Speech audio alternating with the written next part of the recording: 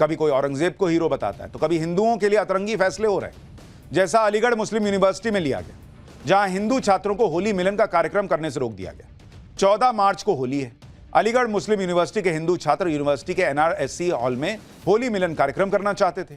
इसके लिए उन्होंने AMU प्रशासन को 25 फरवरी को लिखित में अर्जी दी, लेकिन यूनिवर्सिटी प्रशासन ने होली मिलन का प्रोग्राम की मंजूरी नहीं दी। इसी बात पर बवाल खड़ा हो गया है। गजब नहीं है? होली मिलन का कार्यक्रम नहीं हो सकता अलीगढ़ मुस्लिम यूनिवर्सिटी में क्या? जबकि कुछ लोग यह दावा करते हैं कि अलीगढ़ मुस्लिम यूनिवर्सिटी में गंगा जमुनी तहजीब को बढ़ावा दिया जाता है। यही गंगा जमुनी तहजीब है जिसमें हिंदुओं को होली मिलन तक की इजाजत नहीं मिल रही। इस मुद्दे पर भयंकर बवाल हो रहा है। करणी सेना ने अलीगढ़ मुस्लिम यूनिवर्सिटी के इस फैसले के खिलाफ जोरदार प्रोटेस्ट किया। करणी सेना ने कहा कि अगर AMU प्रशासन ने होली मिलन की इजाजत नहीं दी तो 10 मार्च को AMU के अंदर छात्रों के साथ होली मनाई जाए। एक तरफ विरोध हो रहा है, प्रदर्शन किए जा रहे हैं, तो दूसरी तरफ अलीगढ़ मुस्लिम यूनिवर्सिटी के प्रॉक्टर अलग ही लॉजिक दे रहे हैं। कह रहे हैं कि पहले कभी ऐसा नहीं हुआ, इसलिए इस बार भी नहीं। एक विशेष आयोजन के लिए एक विशेष परमिशन विशेष स्थान के लिए मांगी गई थी, उसके पक्ष में यूनिवर्सिटी में कभी भी इस तरीके के आयोजन के लिए कोई परमिशन नहीं दी गई है। इसलिए यूनिवर्सिटी ने अपना स्टेटस को मेंटेन रखा है। और जहाँ तक कि होली की बात है, होली यूनिवर्सिटी में लड़के हमेशा से खेलते रहे हैं और खेलते रहेंगे। वो अपने हॉल के अंदर, अपने कमरों पे, अपने डिपार्टमेंट्स में जैसे पिछले वर्षों में मनाते थे उसी तरीके से मनाते रहेंगे। लेकिन एक विशेष आयोजन के लिए विशेष जगह पर जो एक विशेष परमिशन की बात की गई थी, उसके पक्ष में यूनिवर्सिटी नहीं है। अलीगढ़ मुस्लिम यूनिवर्सिटी सेंट्रल यूनिवर्सिटी है जिसके लिए गाइडलाइन है, जिसे केंद्र सरकार से मदद मिलती है। उसके बाद भी इस तरह का भेदभाव हो रहा है, यह आरोप लग रहा है। यानी हाल यह है कि PM मोदी के सनातन की काट विरोधियों के पास नहीं है और इसी चक्कर में वो ऐसे मुद्दे उछाल रहे हैं जिससे लोग आहत हो रहे हैं। लेकिन मोदी सरकार डेवलपमेंट के जरिए इसका जवाब दे रही है, देश को इकोनॉमिकली मजबूत कर रही है। अगर देश अंदर से मजबूत है तो वो बाहरी दुश्मनों को भी करारा जवाब देने में सक्षम होता है, जैसा विदेश मंत्री S जयशंकर ने किया। लंदन में विदेश मंत्री S जयशंकर एक कार्यक्रम में हिस्सा लेने गए हुए थे। वहां एक पाकिस्तानी पत्रकार ने कश्मीर के मुद्दे पर सवाल पूछा कि इसका समाधान कब होगा। विदेश मंत्री S जयशंकर ने 30 सेकंड में पाकिस्तानी पत्रकार के एजेंडे को ध्वस्त कर दिया। S जयशंकर ने ऐसा जवाब दिया कि पाकिस्तानी पत्रकार की बोलती बंद हो गई। सुनिए आप।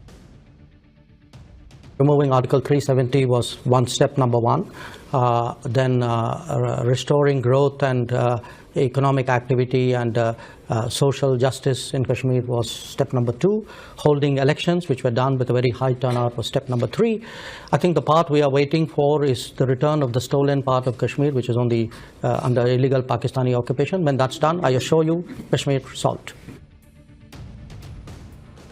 30 सेकंड में निपटा दिया S जयशंकर ने। कहा कि हम POK ले आएंगे, उसके बाद खत्म हो जाएगी कश्मीर की समस्या जो आपको दिख रही है।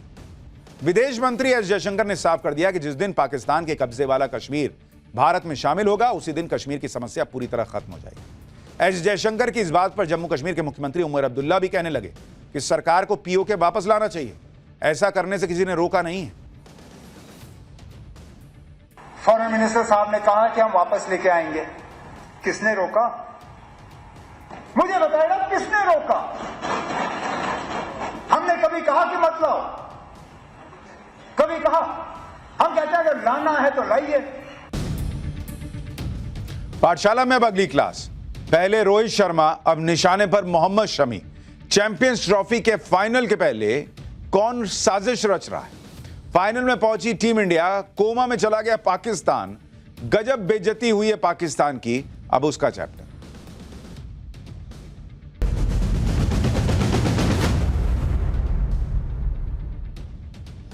चैंपियंस ट्रॉफी में टीम इंडिया गजब का परफॉर्मेंस तो कर रही है, विरोधियों के छक्के छुड़ा रही है। सेमीफाइनल में ऑस्ट्रेलिया को हराकर टीम इंडिया चैंपियंस ट्रॉफी के फाइनल में है, ये सबको पता है। और 9 मार्च को फाइनल में टीम इंडिया का मुकाबला न्यूजीलैंड से तय हो गया है। फाइनल में टीम इंडिया की जीत के लिए देश भर में दुआएं मांगी जा रही। शानदार अंदाज में टीम इंडिया ने अब तक परफॉर्म किया है, उससे हर हिंदुस्तानी को उम्मीद है बॉस कि चैंपियंस ट्रॉफी भारत ही जीतेगा। लेकिन इस सबके बीच देश में कुछ पाकिस्तान परस्त भी हैं जिनकी नजर में टीम इंडिया का विजय रथ शायद खटक रहा है। उन्हें चैंपियंस ट्रॉफी में हुई पाकिस्तान की इंटरनेशनल बेइज्जती शायद बर्दाश्त नहीं हो रही, और इस बेइज्जती की वजह से कैसे पाकिस्तान कोमा में है, इसके बारे में आज आपको पाठशाला में बताऊंगा।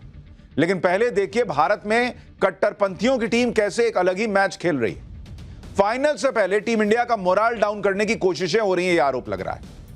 जैसे पहले सेमीफाइनल से पहले टीम इंडिया के कप्तान रोहित शर्मा को टारगेट किया गया, रोहित शर्मा की कप्तानी पर सवाल उठने लगे, उन्हें मोटा तक कह दिया गया।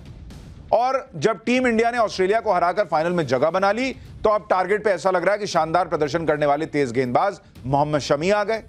मोहम्मद शमी ने कूपर कॉनोली सेट बल्लेबाज स्टीव स्मिथ और नेथन एलिस के विकेट लेकर टीम इंडिया को फाइनल में का टिकट दिलाने में अहम भूमिका निभाई थी। मोहम्मद शमी की शानदार बॉलिंग पर पूरा देश तालियां बजा रहा है। ऊपर से जब जसप्रीत बुमराह नहीं है तो शमी जो है वो भारत के सबसे अच्छे गेंदबाज हैं, तेज गेंदबाज। लंबे समय के बाद चोट से वो वापसी कर रहे हैं। ऐसे में खुद को डिहाइड्रेशन से बचाने के लिए शमी ने मैच के दौरान एनर्जी ड्रिंक क्या पी ली। अरे बाप रे बाप, भारत के खिलाफ नैरेटिव सेट करने में जुटे एजेंडाधारियों का गला सूख गया। ऑल इंडिया मुस्लिम जमात के अध्यक्ष मौलाना शहाबुद्दीन रिजवी बरेलवी ने शमी की हरकत को इस्लाम का अपमान बता दिया। उनके इस बयान की क्रोनोलॉजी भी आज पाठशाला में आपको बताऊंगा।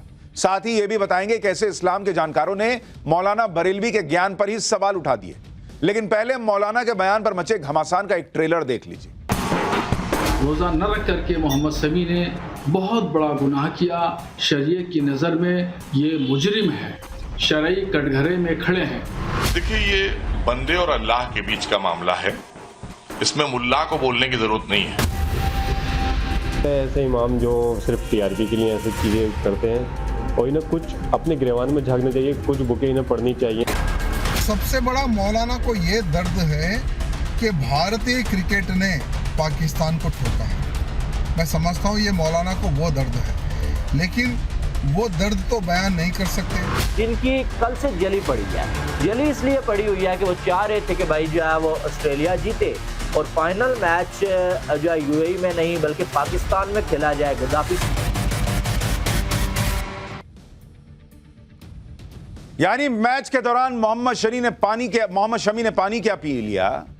भाई साहब, पानी पी पी के कुछ लोग कोसने लग गए मोहम्मद शमी कि ये तो इस्लाम नहीं मानता, ये तो कल्प्रिट है, इसने ऐसा कैसे कर दिया। बताइए, इस मैच के फाइनल मैच के पहले मोहम्मद शमी को इस तरह से टारगेट किया जा रहा है। दरअसल इस विवाद की शुरुआत मोहम्मद शमी की उस तस्वीर से हुई जो आज की नहीं बल्कि मंगलवार की है।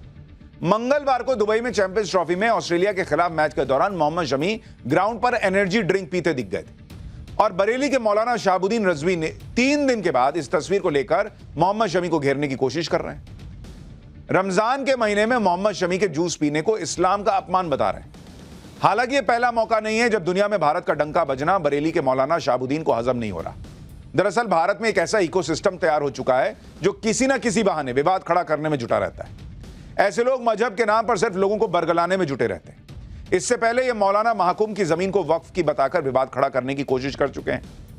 यूसीसी यानी यूनिफॉर्म सिविल कोड को मुसलमानों पर जाती बता चुके हैं और आज उन्होंने खेल में भी मजहब को घुसेड़ दिया। मोहम्मद शमी के पानी पी लेने पर, एनर्जी ड्रिंक पी लेने पर जरा मौलाना शहाबुद्दीन को सुनिए क्या कह रहे हैं और फिर वो क्यों और किसके निशाने पर आ गए ये भी बताता हूं। इस्लाम ने रोज़े को फ़र्ज करार दिया है और आकिल बालिग औरत मर्द पर सब पर रोज़ा रखना फ़र्ज़ है और अगर कोई शख्स जानबूझ करके रोज़ा नहीं रखता है तो निहायत ही गुनहगार है। ऐसे ही क्रिकेटर मोहम्मद शमी ने किया कि उन्होंने रोज़ा नहीं रखा जबकि रोज़ा रखना उनके ऊपर फ़र्ज़ और वाजिब है। रोज़ा न रख करके मोहम्मद शमी ने बहुत बड़ा गुनाह किया।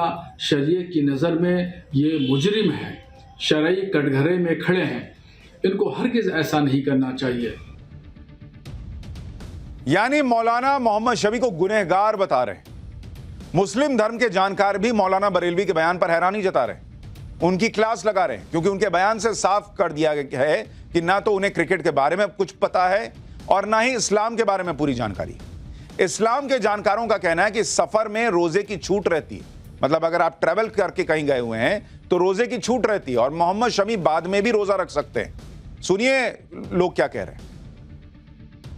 देखिए, ये बंदे और अल्लाह के बीच का मामला है, इसमें मुल्ला को बोलने की जरूरत नहीं है क्योंकि वो अपना राष्ट्र कर्तव्य निभाने के लिए गए हुए हैं और धर्म हमारा इसकी इजाजत देता है। क्योंकि हमारे दीन में जबरदस्ती नहीं है।